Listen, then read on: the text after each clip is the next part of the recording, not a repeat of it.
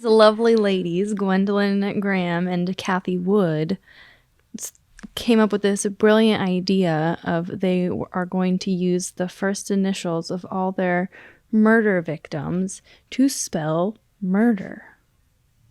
Kind of like horse when you're playing basketball. But murder. Only they're playing murder with people's lives. Mm-hmm.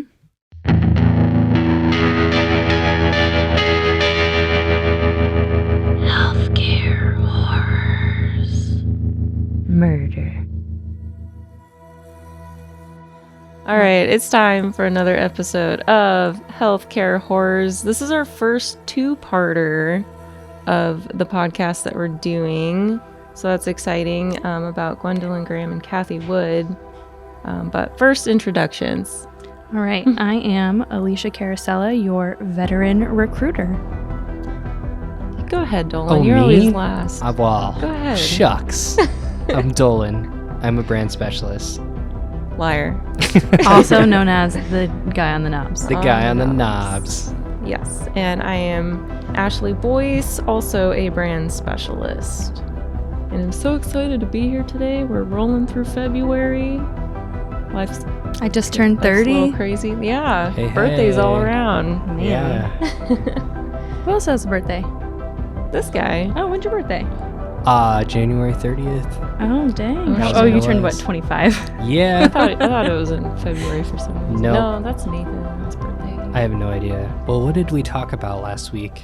Oh, gosh. See, Dolan, good job. Last week, we talked about Glennon Engelman, crazy hitman dentist. I forgot all about that. I won't lie. Yeah. I genuinely forgot we talked about that. Yeah. For some reason, he was a real ladies' man, but he was not attractive at all. Just throwing that Nope. out there. The one killer that we've talked about, well, one of a few killers we've talked about who committed the crimes outside of the medical facility. Correct. He was a dentist, but didn't kill his patients. He had like a bunch of schemes going on. He would get a lady and then he would, he would have the lady marry someone. They would take out life insurance policies on people. I want to know, like, what was he saying to these women? Because seeing his face again, God, I know. That's terrible, but I don't know. makes me upset. He at had these to women. have been very charismatic. But he was also like a womanizer Just too. Like Not enough charisma in the world.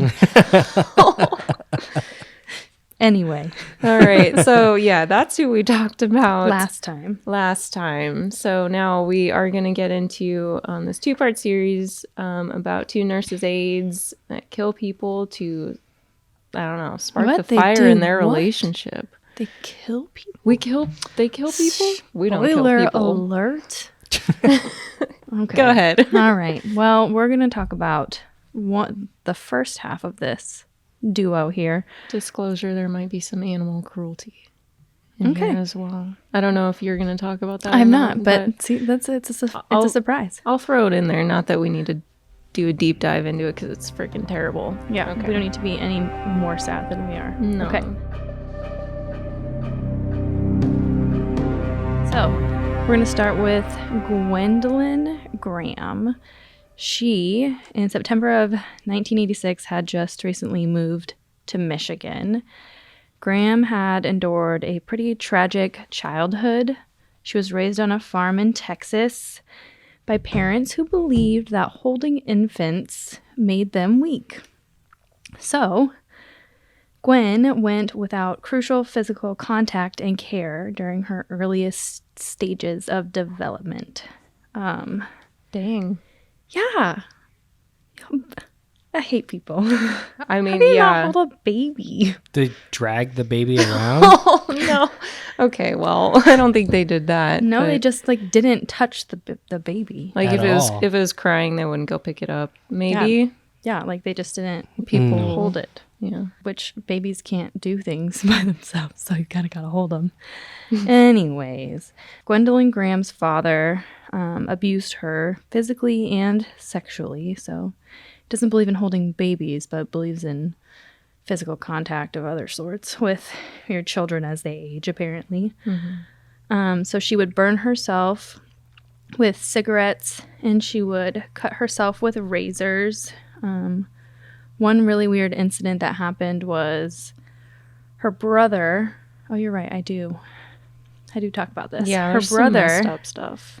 Her brother, on the orders of her father, killed her pet dog because the dog spooked the horse. So killed the dog. And then Gwendolyn Graham, later dug up the dog's bones, removed its teeth, and then kept them in a little heart-shaped box. I have that she just kept the skull of him, but either way, Yeah, she kept... Oh, man. Yeah. Later in life, she would be diagnosed with borderline personality disorder and other psychopathic features. Yeah. So personality disorder, is that the same as like bipolar? I'm going to tell you. Okay. Because I know there's another name for bipolar and I never know what it is. Okay, so the internet says that borderline personality disorder is a mental health disorder that impacts the way you think and feel about yourself and others, causing problems functioning in everyday life. So self-image issues, difficulty managing emotions and behavior, and patterns of unstable relationships.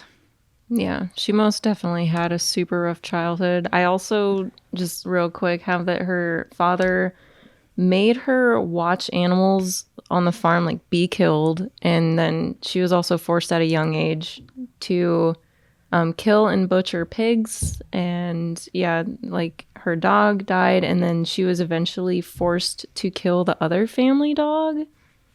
Yeah, There's a lot happening in this Texas home. yeah, so that's all I'm going to say about the animal cruelty, because I'm one of those people that if I'm watching a movie and I see a person die, like, it's sad, but you get through it. But if I see a dog die or an animal, like, that makes me really cry. So yeah, she had a really, really rough childhood. Like, Yeah. just had no hope of being a normal person at all. So, which is how she ends up later on. She ends up with Cathy Wood, because she's like seeking all this desperate attention and craving all this attention from her. So Yes. now that we know Gwen has had a terrible childhood, she moves to Michigan in September of 1986 and meets Cathy Wood.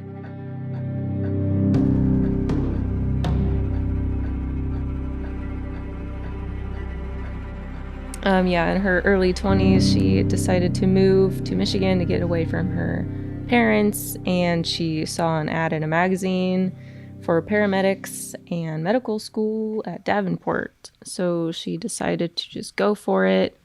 She realized at an early age that she did have an interest in the medical field, and she also was attracted to females. So in order to make enough money for medical school, she began working as a nurse's aide at Alpine Manor in 1986. She was 22 years old. Educational requirements varied by state. So obviously she didn't really have any training or anything. I was going to say, I don't think they required very much of them, because when Cathy goes out and gets a job here, it's just like literally by the seat of her pants, and I think she has no training at all. Yeah. So. And at least like with nurses' aides, you're not doing the nurse's work, you know, you're cleaning bedpans and just cleaning and helping them out and everything. Just want to say bare minimum background checks. Yeah, background checks are good. I don't think they do those, but so yes, it is at Alpine Manor that she eventually meets Cathy Wood. Cathy is super popular at Alpine Manor. I keep wanting to say Alpine Inn, because that's the restaurant here. You know the Alpine Inn? That's a place with the raccoons. raccoons. What? You don't eat the raccoons. You don't eat Oh. the raccoons, but it's the place with I'm all no of longer the interested in raccoons. Yeah, there's like a giant window, like the whole wall of the place. It's like in a really woodsy area, and they Like will throw North Omaha. scraps out. Yeah. So there's a bunch of raccoons that always come, and you're just like eating chicken wings and watching raccoons and cats. There's a lot of stray cats. Where is this at? This is here? Yeah, it's in North Omaha. Okay. Man. You're missing out. Well, you'll have to go there sometime. I You and Sam can go eat some chicken It's wings. literally called Home of the Wildlife. Home of the wildlife. Raccoons, So I can just trash pandas. chill out, eat chicken wings with I'm my not joking. She has raccoon it home. I'm gonna put this link on in their our chat. website. There's just a giant picture of raccoons eating the scraps. Oh, what a way to get people to come in and eat your chicken. Yeah, And but I kids bet love you're it. gonna go to the Alpine Inn now. I'm definitely going to the Alpine Inn now. There you go. Love All it. right. Here we go. We're back. We're back. Cathy Wood, yes. Alpine Manor. She loves partying. She's dating one of the nurse's aides named Dawn. But Thought she was married to a man named Ken. she is, Oh. which we'll get into next time. But while she's also married, she starts having an affair with Dawn. Yes. So she realized she also loves the ladies. But her and Dawn don't last too long. What we're going to learn about Cathy Wood is she quickly gets bored of things and she loves drama. So her and Dawn eventually no more thing. I think they remain friends though. But Cathy does meet Gwendolyn and they quickly move in together in their relationship. They have a fiery relationship. They would constantly try to work doubles to be with each other, or they would call in sick together all the time just to always be together. Their relationship is imagine in 8th grade when you're passing notes and, Yes. matching bracelets. This is but they're fully grown adult women. Yeah. But that's 100% their weird relationship. Oh, it gets more weird. Absolutely. So they have a fire relationship at first. Eventually, their relationship is very toxic. So they do fight often. They would play weird pranks on each other, such as hitting the call button of their patients, and then hide under the bed and grab whoever's ankles. And yeah, they're just always playing pranks on each other and exploiting the patients within their pranks. So that can be very dangerous, but they're never reprimanded for this foul play because the retirement home's turnover rate was at 66% for nurses' aides. Yeah. It was. Yeah. Well, because nobody wants that job. Yeah, it's kind of an underappreciated job. Like we said, they're cleaning bedpans. It's a lot of dirty work. It can be very draining. There's not just elderly people. It's in the 80s. So there's also a lot of people with mental disorders. That just kind of got put there. So while Alpine Manor is a respectable place, no one really wants to be a nurse's aide, so they could get away with a lot of stuff there. Yeah, no one's really paying attention to them. There is one nurse that does complain about them, and she's constantly trying to separate them or get them on different shifts and stuff and, bring attention to them, but nothing ever happens. Their weird games escalate to holding patients' nostrils shut to see them struggle, and that eventually leads to the murder of their first victim. I'm hearing something. It's music Whose music? around us. So there's a Wow. microwave on the other side of the wall there. Okay. And sometimes if the microwave has been recently used or is being used, it interferes with Oh, the magnet inside your microphone. Okay, because Yeah. I was I'm definitely hearing. I do hear voices. I was where is this Or you're coming getting from? radio is what you're getting. But yeah, so Like a trucker's radio? Candy cane. No, not like that. But potentially that, but more so we're picking up a radio frequency. Oh, okay. Yeah. It's just never happened before, so I'm very caught off Yeah, guard. it happens sometimes, and it's probably because you have a headphone amp, which is power, which is only interfering with the Oh, okay. microwave and magnets and all sorts of science. You don't have voices in your head, Alicia. It's not just you. Thank We all have the God. voices in our heads. Yes. Okay, so sorry. I was very distracted.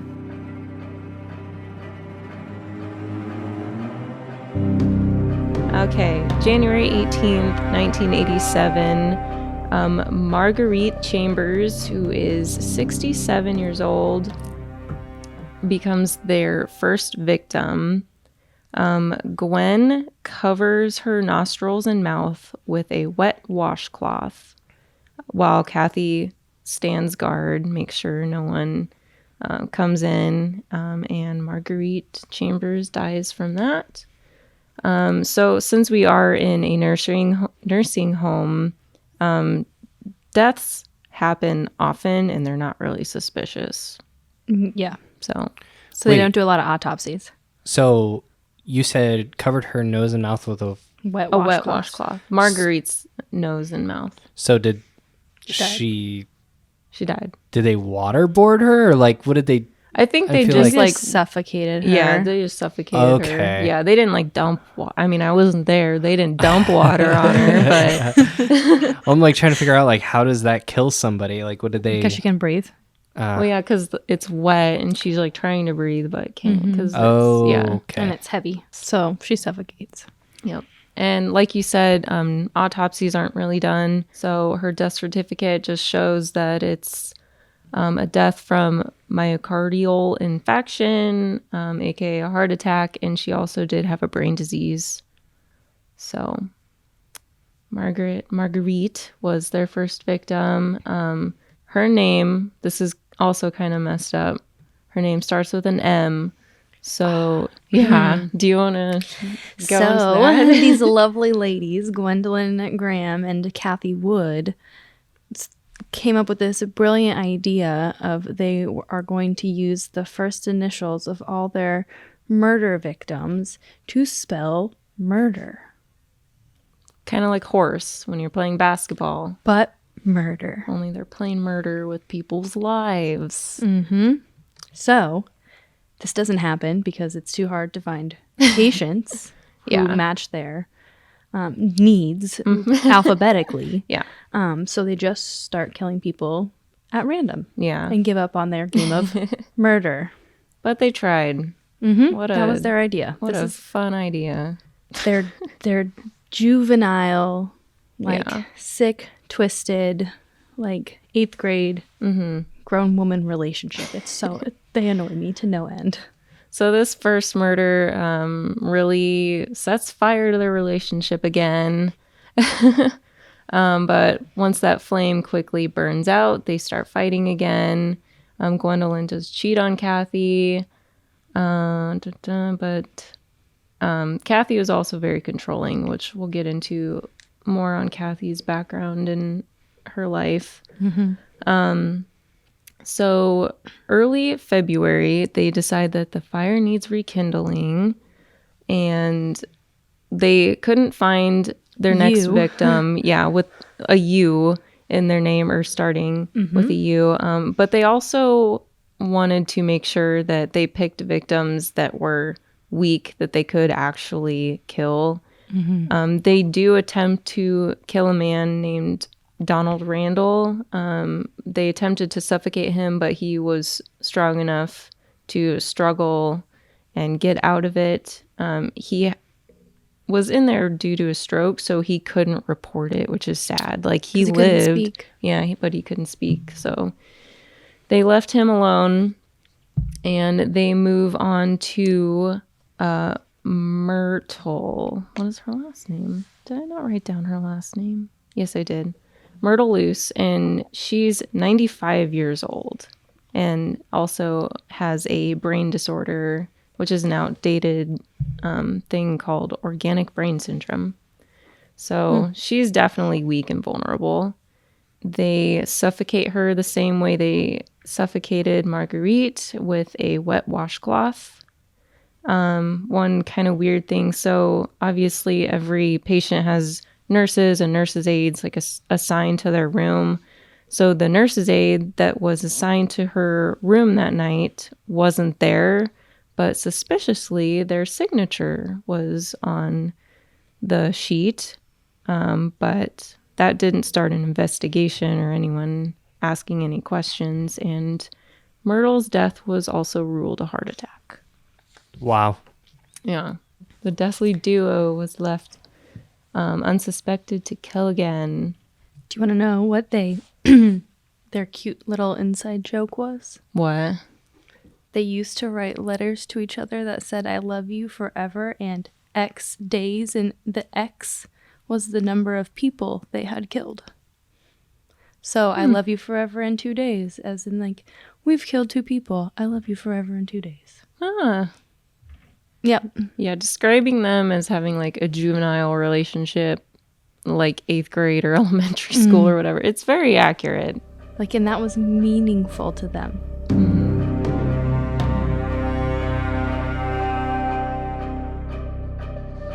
Gives me, like, makes my skin crawl. So yeah, that's 2 of their murders and some of the terrible games and pranks that they would play. Like as things progress, they do eventually like confess to a few different people. They are dumb. They literally just keep getting with people and then telling people that they killed people. But they're such pranksters and stuff. Like, they think it's funny. Yeah, that every person they confess their murders to is like, oh, you're just joshing me. You're kidding. That's just a prank. Like, I'm not taking you seriously. We got lots of good information for you on part 2. Yes, in 2 weeks, we will continue to talk about their murders and the background of Cathy Wood. So stay tuned. I feel like we're wrapping this up too quickly. All right, you wanted to do a 2-parter? So we're doing a 2-parter? I don't know. Yeah. Do you want to do a 1-parter? We already said it's a 2-parter. I am excited to have a 2-parter. So yeah, I guess. There's nothing else. We can't really dive into anything else. So yeah, we'll get into the rest of their murders. They kill 3 more people, which we will get into in a few weeks. So far, don't do what Cathy Wood and Gwendolyn Graham are doing. I love you forever in 2 days. 2 weeks. Murder. Thank you for listening to Healthcare Horrors, brought to you by Atlas MedStaff. Just a reminder, we are not healthcare professionals. We are just fans of true crime, talking about some of history's darkest moments in healthcare. Stay tuned, stay healthy, and stay safe.